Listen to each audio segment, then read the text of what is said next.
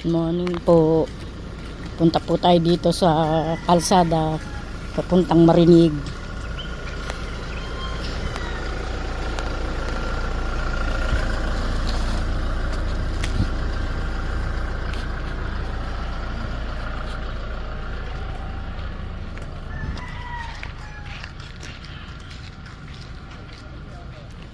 Ito pala yung nadisgrasya po dito sa aksidente po dito sa papuntang Marinig.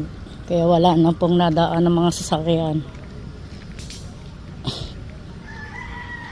Yung arko po ng papuntang Marinig. Bumagsak po dito sa truck na ito. Ang laki ng truck po. Ang haba. Ayun po ang bumagsak, ang natama.